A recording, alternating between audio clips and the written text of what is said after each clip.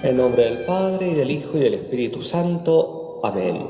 Ven, Espíritu Santo, llena los corazones de tus fieles, y enciende en ellos el fuego de tu amor. Envía, Señor, tu Espíritu, y todas las cosas serán creadas, y renovarás la faz de la tierra. En el nombre del Padre, y del Hijo, y del Espíritu Santo. Muy buenas noches. Iniciamos nuestra sexta sesión del curso bíblico. Recordemos que ya estamos en la segunda parte del libro del Génesis. El Génesis tiene dos partes. Hasta el capítulo 11, podríamos decir, la prehistoria de la humanidad. A partir del capítulo 12, con la historia de Abraham, la historia de la salvación. La sesión anterior vimos la figura de Abraham. Vimos la vocación de este hombre, como Dios lo llama, a salir de su tierra, las promesas que le formula, la alianza que sella con él y sobre todo la fe de Abraham, una fe a veces probada, pero que hace de Abraham nuestro padre en la fe. Hoy vamos a ver, dentro de esta gran trama, la vocación de Abraham. Vamos a ver algunas historias, relatos que son significativos, que han dejado su impronta en la tradición bíblica y cristiana y que es importante conocer.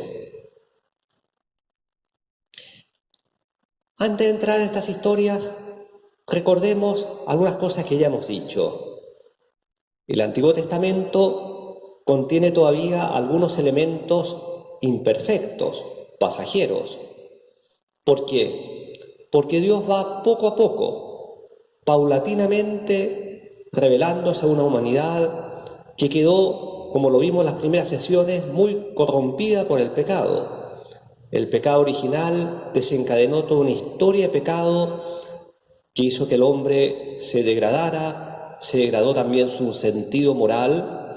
Bueno, y eso explica que en el Antiguo Testamento, y particularmente en el libro del Génesis, algunas historias a veces nos pueden incluso chocar un poco. No todos los ejemplos son ejemplos edificantes, justamente porque ese sentido moral ha quedado muy oscurecido. Estamos empezando la historia de la salvación. Falta mucho todavía Dios no ha revelado los 10 mandamientos, falta mucho todavía para la venida de Cristo. Y estos patriarcas, que fueron grandes hombres sin duda, llamados por Dios, pero todavía se ve en ellos la influencia de esas costumbres de los pueblos de la antigüedad, del Oriente Medio, muchas veces marcadas por esa oscuridad moral. Y así, por ejemplo, si ustedes han ido leyendo estos capítulos del Génesis, han visto algunas historias quizás poco claras desde el punto de vista moral, ¿no? Abraham, el mismo Abraham, siendo casado con Sara, se une a su esclava, o la historia de Lot, que incluso una relación incestuosa con sus hijas. Bueno, sin duda que no son ejemplos los más edificantes, pero que nos marcan cómo Dios poco a poco se va revelando y el hombre necesita su tiempo para llegar a conocer verdaderamente el camino de Dios. Bueno, dicho esto, entremos en Abraham.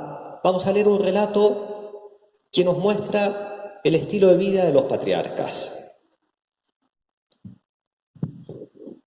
Llegaron a Canaán y Abraham atravesó el país hasta el lugar sagrado de Siquén, hasta la encina de Moré. Por entonces estaban los cananeos en el país.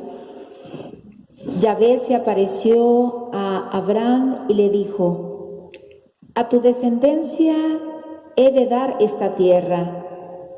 Entonces él edificó allí un altar a Yahvé que se le había aparecido.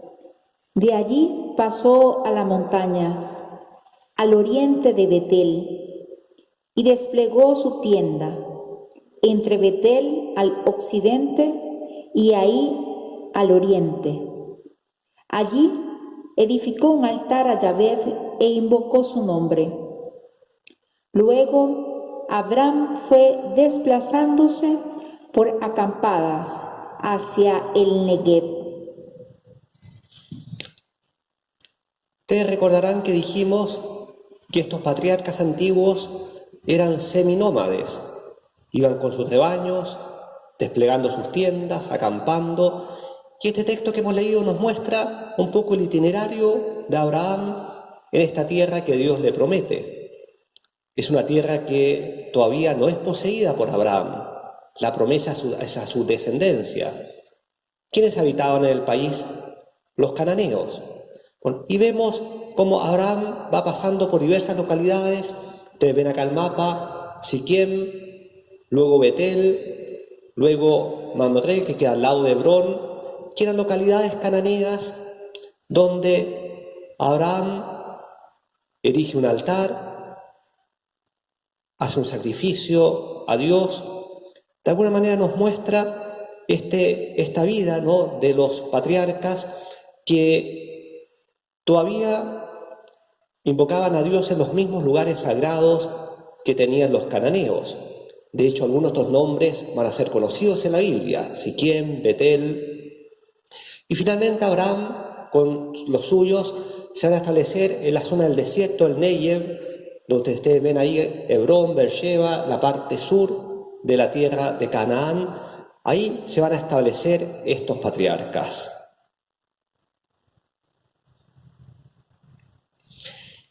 Vamos a ver una historia. En la vida de Abraham aparece un personaje misterioso, pero que yo creo cuyo nombre hemos escuchado. Aparece el personaje Melquisedec. Luego de unas batallas en las cuales se vio enfrentado Abraham, dice el texto, el capítulo 14 del Génesis: entonces Melquisedec, rey de Salem, presentó pan y vino, pues era sacerdote del Dios Altísimo, y le bendijo diciendo: bendito sea Abraham del Dios Altísimo, creador de cielos y tierra, y bendito sea el Dios Altísimo, que entregó tus enemigos en tus manos. Y le dio a Abraham el diezmo de todo. Este personaje Melquisedec es un personaje misterioso que aparece de pronto. Era a la vez rey y sacerdote. La tradición bíblica va a ver en él una figura, una profecía del futuro Mesías que va a ser rey y sacerdote. Y era rey de Salem. Salem es el emplazamiento actual de Jerusalén, la ciudad santa de Israel. Era sacerdote del Dios Altísimo. Y quizás el detalle más interesante es que este rey sacerdote, ¿qué le presenta a Abraham? Presenta pan y vino. ¿Qué nos recuerda eso? Es ya una profecía del sacrificio de la Eucaristía, el pan y el vino. Por eso que en la tradición cristiana, en la Carta a los Hebreos, por ejemplo, el autor habla de Cristo, del sacerdocio de Cristo según el orden de Melquisedec. Y en la misa, en el canon romano, ustedes habrán escuchado que se hace alusión, se le pide a Dios que acepte nuestra ofrenda, como aceptó el sacrificio del justo Abel y la oración de tu sumo sacerdote Melquisedec. Bueno, este personaje, como les digo, son pocos versículos, pero es un nombre que va a quedar marcado en la historia bíblica. Y también aparece acá otro elemento interesante. Melquisedec bendice a la vez a Abraham y también bendice a Dios, al Dios Altísimo. ¿Qué significa bendecir a Dios? Significa alabarlo, glorificarlo, darle gracias. Pues bien, en la liturgia del pueblo de Israel y también en nuestra liturgia cristiana siempre están estos dos elementos: la bendición, el bendecir a Dios y el bendecir al hombre. Es decir, la alabanza, la glorificación de Dios y la santificación del hombre que participa en el culto. Y un último detalle: ¿qué hizo Abraham? Abraham le dio el diezmo de todo. Es la primera vez que aparece esta figura, ¿no?, del diezmo, esa colaboración del hombre con sus bienes para el culto divino. Entonces, esta es la historia de Melquisedec.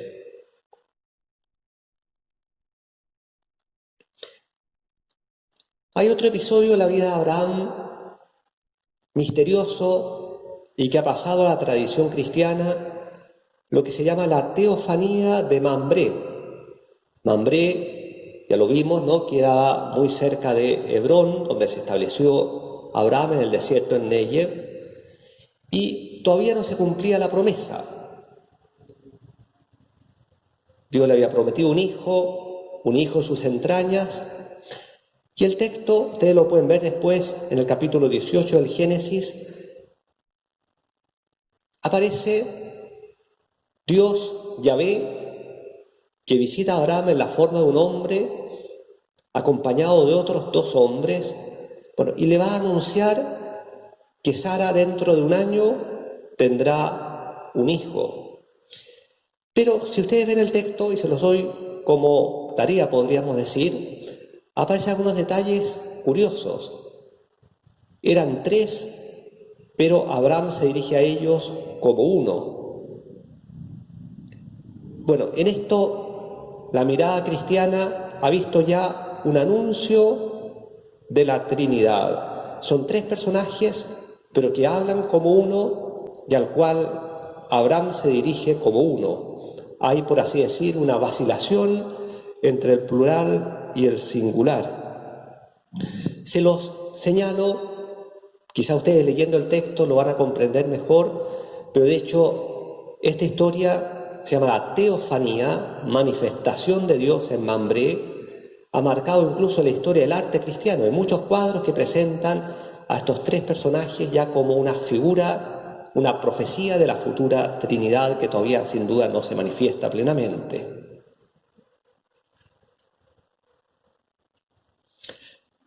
Siguiendo con las historias de Abraham, Abraham aparece como el gran intercesor por su pueblo. Dentro de la tierra de Canaán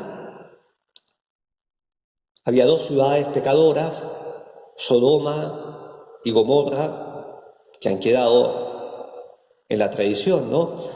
Dice el versículo 20, el capítulo 18, el clamor de Sodoma y Gomorra es grande y su pecado es gravísimo. ¿Cuál era el pecado de Sodoma? Era el pecado contra la naturaleza. Y Dios le dice a Abraham que va a destruir la ciudad.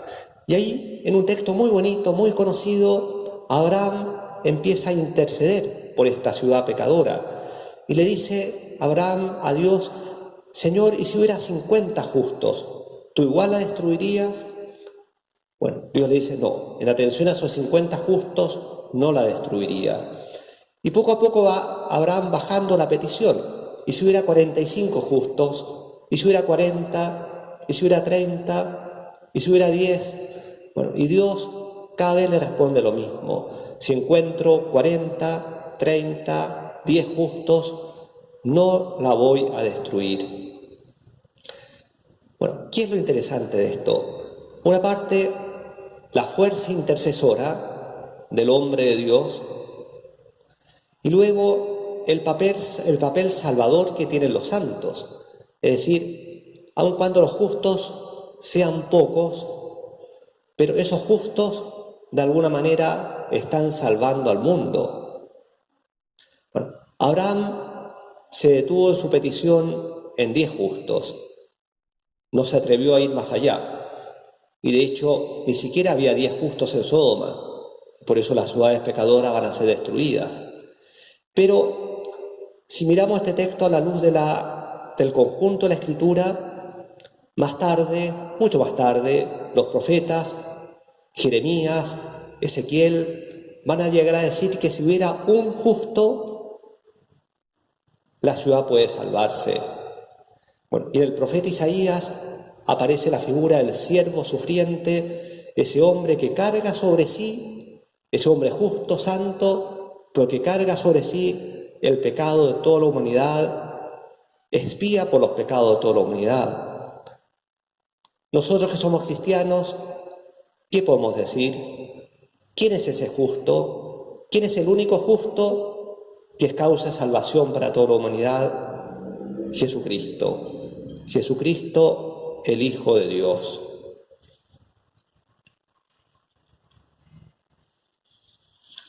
Luego, unido a la historia de Sodoma, está la historia de Lot. Lot era sobrino de Abraham, era hijo de su hermano, emigraron juntos de Harán hacia la tierra de Canaán. Al llegar a Canaán, se separan. Abraham se va hacia, podríamos decir, el sur y el occidente. Lot se establece en la vega del Jordán, justamente donde están estas ciudades pecadoras, Sodoma y Gomorra. Y de hecho, Lot y su familia van a ser los únicos justos que se van a salvar de la destrucción de esta ciudad pecadora.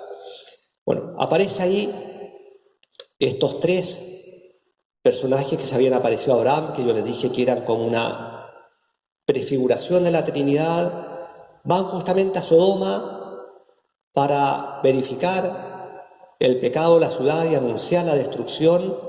Bueno, Lot les ofrece hospitalidad en su casa y gracias a esa hospitalidad se salva Lot y su familia.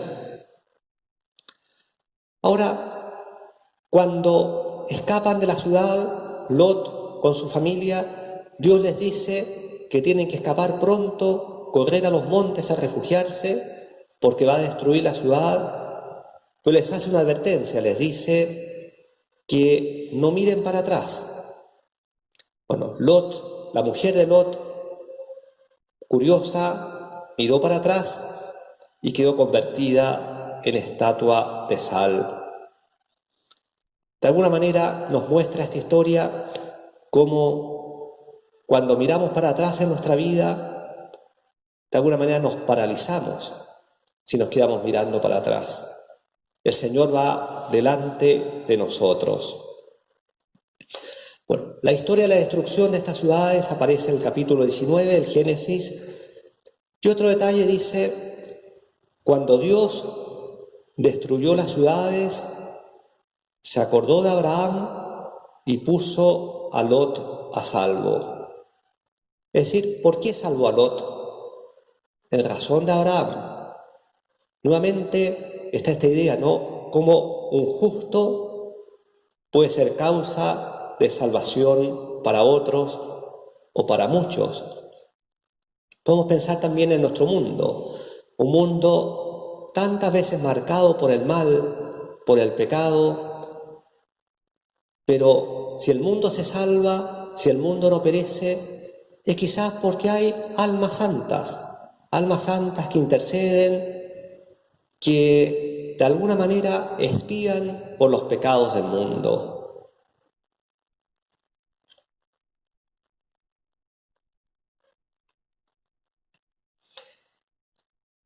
Otra historia que está muy entrelazada a la historia de Abraham es la historia de Ismael, el hijo de la esclava.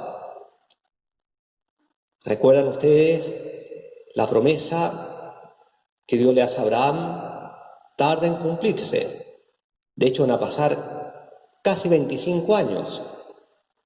Y Abraham en un momento vaciló. Él pensó, bueno, ya no tengo hijos, me va a heredar mi siervo.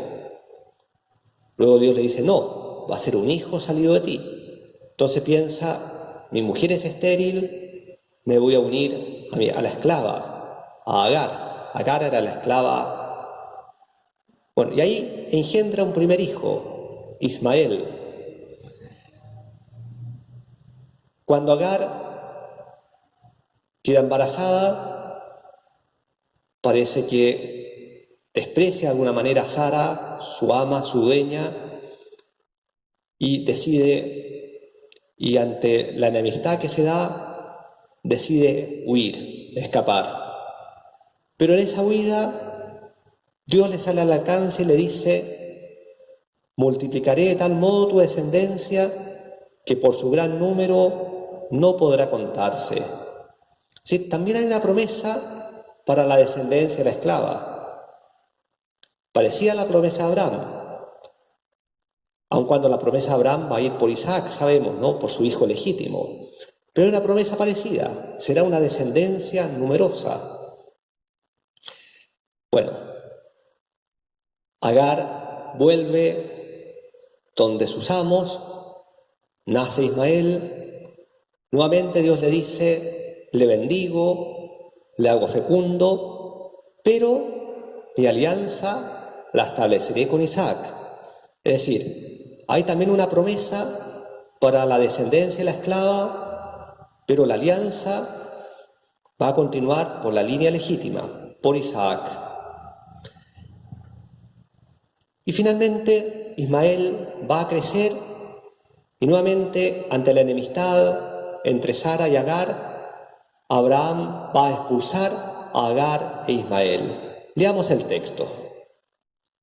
Creció el niño y fue destetado. Y Abraham hizo un gran banquete el día que destetaron a Isaac. Vio Sara al hijo de Agar, la egipcia,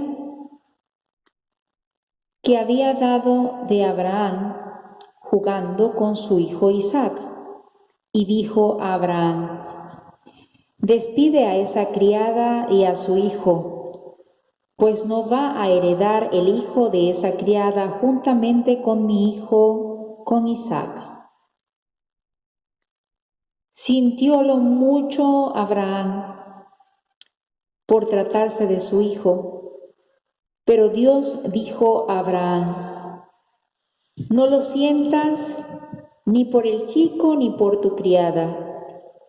En todo lo que te dice Sara, hazle caso, pues aunque por Isaac llevará tu nombre una descendencia, también del hijo de la criada haré una gran nación, por ser descendiente tuyo. Levantóse pues Abraham de mañana, tomó pan y un odre de agua y se lo dio a Agar. Le puso al hombro el niño y la despidió. Ella se fue y anduvo por el desierto de Beerseba. Como llegase a faltar el agua del odre, echó al niño bajo una mata, y ella misma fue a sentarse enfrente, a distancia como de un tiro de arco, pues decía: no quiero ver morir al niño. Sentada pues, enfrente se puso a llorar a gritos. Oyó Dios la voz del niño, y el ángel de Dios llamó a Agar desde los cielos y le dijo: ¿qué te pasa, Agar? No temas, porque Dios ha oído la voz del chico en donde está. Arriba, levanta al chico y tenle de la mano, porque he de convertirle en una gran nación. Entonces abrió Dios los ojos de ella y vio un pozo de agua. Fue lleno el odre de agua y dio de beber al niño. Dios asistió al chico, que se hizo mayor y vivía en el desierto, y llegó a ser gran arquero. Vivía en el desierto de Parar, y su madre tomó para él una mujer del país de Egipto. Bien, vemos cómo Agar huye con su hijo al desierto, en un momento se echa a morir, ya no tiene que darle, no hay ni agua, y interviene acá el ángel del Señor que lo salva. Un detalle interesante: los dos hijos de Abraham, tanto Isaac, el hijo legítimo, como Ismael, el hijo de la esclava, en ambos casos el ángel de Dios los salva. Cuando Abraham va a sacrificar a Isaac, habíamos visto que el ángel le sostiene la mano y le muestra un carnero para el sacrificio.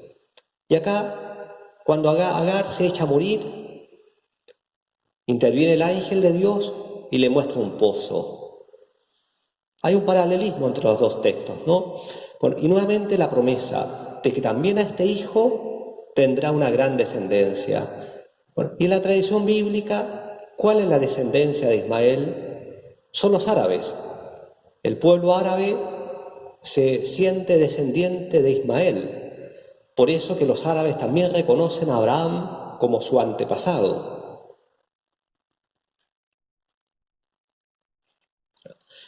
Pero la alianza continúa por medio de Isaac. Isaac es el hijo de la promesa. Una historia bonita, que no la vamos a leer acá, pero se las comento brevemente, pero ustedes la pueden leer, está en el capítulo 24 del Génesis, es el casamiento de Isaac. Isaac va creciendo, Abraham está muy anciano, ha muerto Sara y a su esposa, y Abraham quiere asegurarse de ver con sus propios ojos antes de morir a su hijo Isaac con descendencia. Pero se da cuenta que no lo puede casar con ninguna de las mujeres cananeas y decide buscar la esposa entre su familia que había quedado en la Mesopotamia, en Harán. Bueno, y así, como está muy anciano, manda a su siervo y le hace hacer un juramento que va a buscar la esposa a su hijo entre su familia en Harán, que no la va a casar con una mujer cananea. Bueno, la historia es bonita, como este criado, cumpliendo la orden de su amo, emprende un largo viaje, como se encuentra finalmente con Rebeca. Rebeca era pariente relativamente cercana de Abraham, era hija de Betuel, el hijo de Nahor, hermano de Abraham, podríamos decir es sobrina nieta de Abraham. Bueno, y ahí se encuentra con Rebeca. Rebeca le da a beber de un pozo a él, a sus camellos, y este criado se da cuenta que es la mujer elegida. La pide en matrimonio, se la dan, y luego emprenden viaje de vuelta. Como les digo, la historia los invito a leerla, tiene un sabor, podríamos decir, oriental. Bueno, y así Abraham, antes de morir, puede ver a su hijo, ¿no? Isaac, que se casa, que la descendencia continuará, puede ver con sus ojos cómo las promesas se van cumpliendo. Y una vez que muere Abraham, nuevamente, dice el Génesis, Dios bendijo a Isaac. Continúan las bendiciones, continúa la alianza.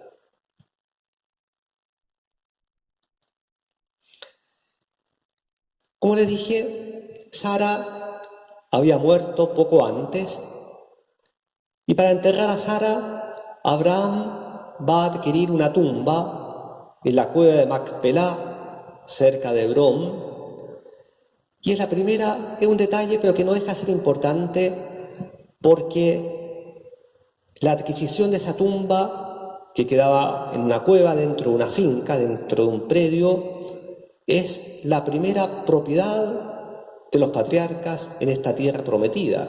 O sea, es como el comienzo, el cumplimiento de la promesa de posesión de la tierra. Abraham va a morir y va a ser sepultado en la misma tumba, en la misma cueva. Con esto terminamos el ciclo de Abraham y vamos a continuar ahora en la próxima sesión con la descendencia de Abraham. En realidad, la figura de Isaac no es tan importante. La figura clave va a ser el hijo de Isaac, Jacob, cuya historia vamos a ver en la próxima sesión. Como tarea, los invito a que lean el capítulo 24 del Génesis, el casamiento de Isaac, hagan un resumen y lo envíen al correo electrónico a la parroquia. Y preparando ya la sesión siguiente, lean en el libro del Génesis Desde el capítulo 24, versículo 19, hasta el 37, versículo 1, toda la historia de Jacob. Gloria al Padre, y al Hijo, y al Espíritu Santo, como era al principio, ahora y siempre, por los siglos de los siglos. Amén. En nombre del Padre, y del Hijo, y del Espíritu Santo.